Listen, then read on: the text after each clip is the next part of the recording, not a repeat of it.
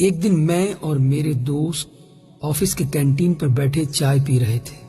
میں نے جب ان کی جانب غور سے دیکھا تو وہ بجھے بجھے سے تھے۔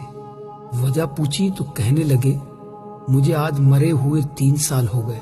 میں نے نظریں اٹھا کر ان کی آنکھوں میں دیکھا، جہاں اس جملے کے ساتھ ہی دنیا بھر کی نقاہت اتر آئی تھی۔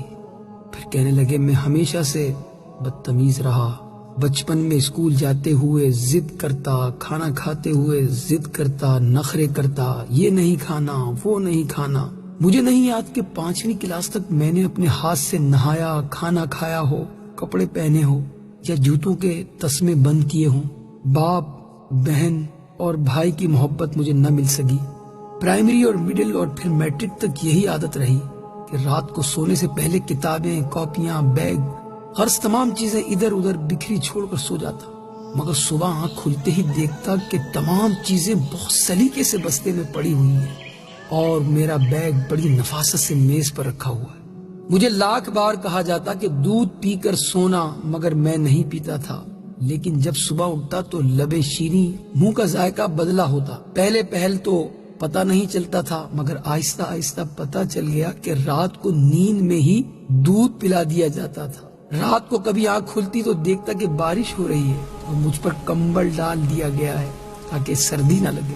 مجھے ہمیشہ گھر میں 2 ہی چیزوں سے چڑ رہی، ایک 11 سے 13 گھنٹے تک ہاتھ سے چلائی جانے والی سلائی مشین سے، اور دوسری روٹی کے کناروں سے کہ ان پر اکثر گھی لگنے سے رہ جاتا تھا۔ مگر روٹی کے وہ سوکھے ٹکڑے جو میں اتار دیتا تھا، نہ تو کبھی گھر سے باہر فروخت ہوتے ہوئے دیکھے اور نہ ہی کوڑا دان میں کبھی نظر آئے۔ اور جب بھی مجھے پیسے چاہیے ہوتے تو میں اسی سلائی مشین کا رخ کرتا جس سے مجھے چڑ تھی۔ جب بھی مجھے کبھی معمول سے ہٹ کر زیادہ پیسوں کی ضرورت ہوتی تو دیکھتا کہ گھر میں سلائی مشین کے چلنے کا دورانیہ 16 گھنٹے تک جا پہنچتا۔ مجھے یاد ہے کالج میں داخلے کے وقت مجھے 1500 روپے چاہیے تھے۔ میں نے گھر آ کر بتا دیا۔ اسی رات 2 بجے کے قریب میری آنکھ کھلی تو گھر کے برآمدے میں کچھ کھٹ پٹ ہوتی ہوئی محسوس ہوئی۔ ذرا غور کیا تو محسوس ہوا کہ جیسے کوئی گھٹی گھٹی سسکیوں کے ساتھ رو رہا ہے۔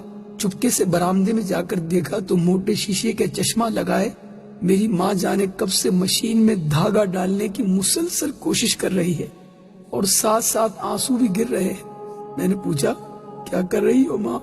ماں نے چونک کر میری طرف دیکھا اور جلدی سے آنسو صاف کرتے ہوئے چہرے پر مسکراہٹ سجاتے ہوئے بالکل صاف آواز میں کہنے لگی، وہ سامنے والی سریا کی بھائی کی شادی ہے تو اس نے کہا کہ صبح تک 2 سوٹ سلائی کر دو، اس لیے بیٹھی ہوں، لیکن دھاگا سوئی میں نہیں ڈل رہا۔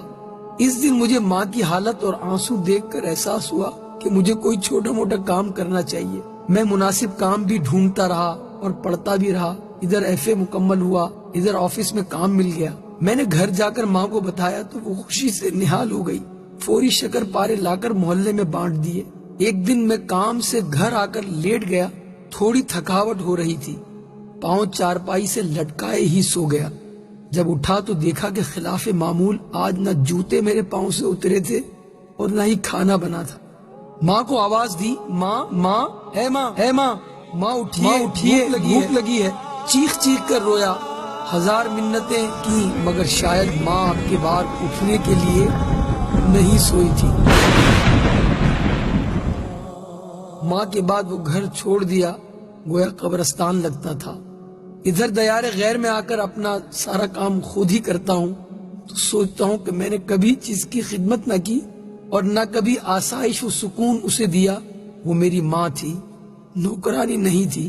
یہ کہتے ہوئے میرے اس دوست کے 2 موٹے موٹے آنسو اس کے رخساروں پر بہنے لگے۔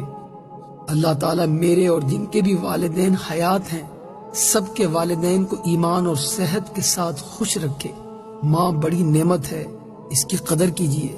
ماں بڑی نعمت ہے، اس کی خدمت کیجیے۔ ماں بڑی نعمت ہے، اس کا احساس کیجیے۔